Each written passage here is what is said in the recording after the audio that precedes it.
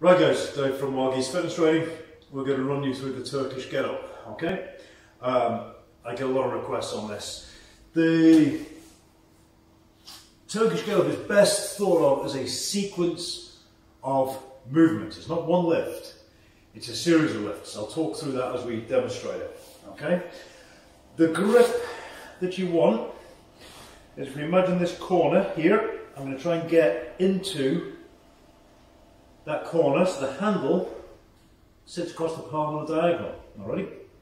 The second side of the handle is going to rest against the wrist. This is the same position we're going to be in pretty much all kettlebell overhead positions. Alrighty. So we're going to be around about there. Okay. So to set up, first things first, get the hand in as close to that position as you can get it. From there, we're going to roll in, take two hands, use our body weight to roll back. Alright? Now, with a light bell, that's not such an issue, but if you want to take these up to serious heavyweights, you're going to need all your body weight to shift that. Okay? We're going to use two hands to get it in position.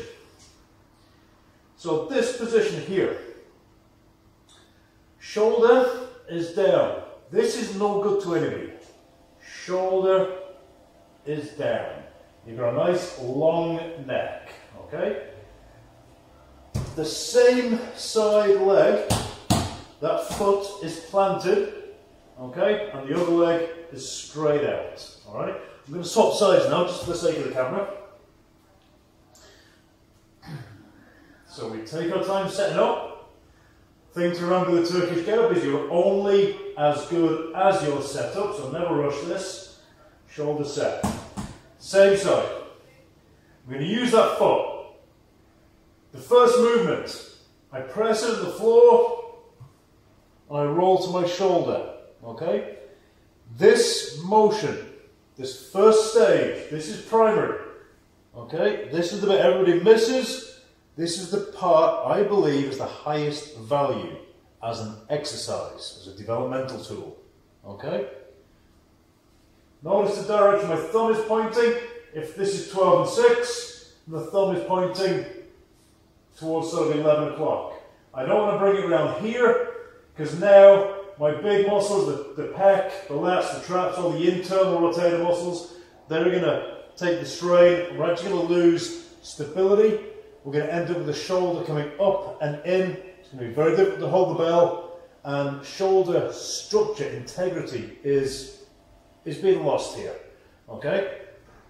So, we want that pointing back this way, and now as I roll, we're getting an external rotation of the shoulder, and you should feel your shoulder blade, all the muscles are on the shoulder blade, they're all tightening up, kicking off.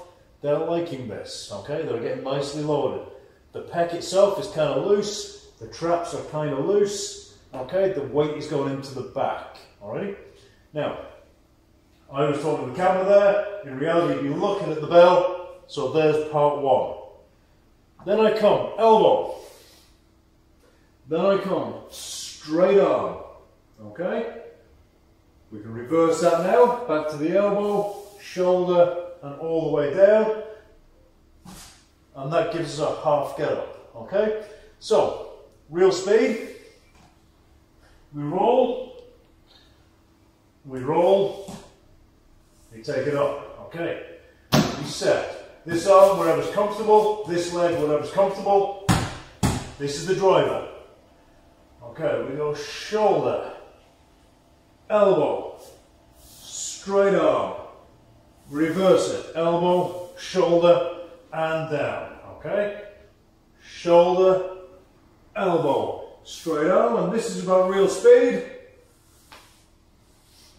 Okay, just like so. That is your half get up. The half get up holds most of the benefit, and even in the half get up, the initial roll holds most of the benefit of that. Part two is where, from the half get up, I need to get this leg I need to get it back to replace this hand so I can stand up. To do that, you press the foot hard into the floor. You press the hand hard into the floor. Between the two of them, your hip will come up. Do you go into a big high hip bridge? If you want, you don't have to. All you need is enough space that I can get that knee back close to the hand. I like, and I teach, when this comes back, we get it as close to the hand as possible, so it is a direct replacement. A direct replacement, okay? Some will teach it back here. That's not a direct replacement. I now have to do a second adjustment. Alrighty? I'm sure there's benefits. I don't know what they are. Okay? So we press down, slide back. Just working this in isolation is well worth doing before you add a weight. Okay? So now we set up, you take your time.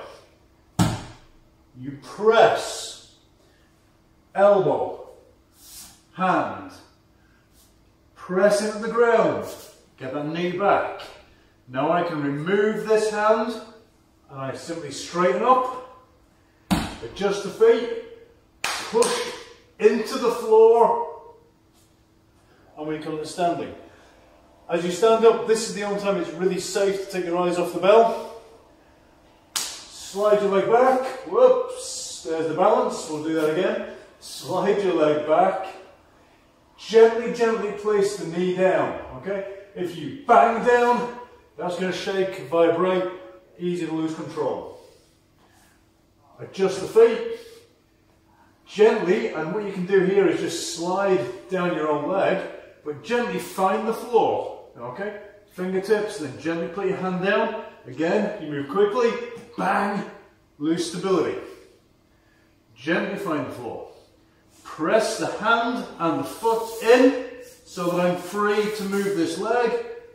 Sit down, elbow, shoulder, and we're finished, okay? How do we train the get up? That's how we do it. How do we utilize it?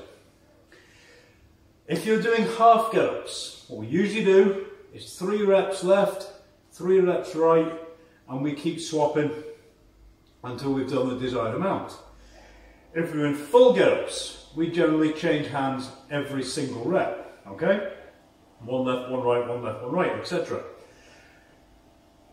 Because the Turkish Get Up rewards patience above all else, we generally don't worry about counting reps.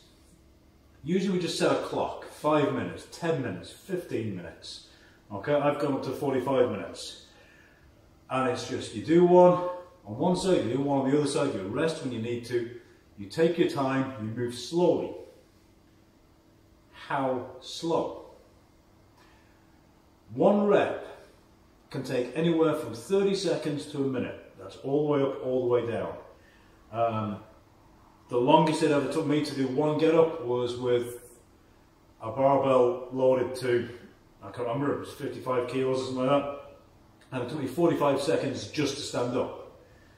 But on average, 30, 40, 45 seconds is about the sort of speed of rep that you're going to be doing. Do not go fast on a get up, do not rush a Turkish get up. Yes, there are other styles you can use to give you other outcomes. This is the basic, this is the fundamental, use this to get started. Everything I've just shown you is the exact method that you can use to start lifting very heavy bells as and when the body's ready, okay? The other methods, play with them, but you won't go maximum weight if that is your goal. That first initial roll is the bit everybody skips over. It's the bit you'll probably skip over. Everybody rushes through it. So make sure that you are getting here first. You can emphasize that. I don't break all the rules here, but it's nice and light. So we can emphasize that initial roll by actually coming over and then over and almost rolling onto our belly. Okay. This is great as they call this the kettlebell arm bar. This is kind of good for the shoulder in itself, but it's also nice as your first rep. All I'm going to do in my first Turkish Get Up, I'm going to come all the way over, I'm going to hang out here for a moment, then I'm going to go back, and now I'll work through the remainder of the movement, either half or all the way up. Okay? Get that first bit of roll. If you've got questions, let me know. But this is Dave Edges, thanks for watching.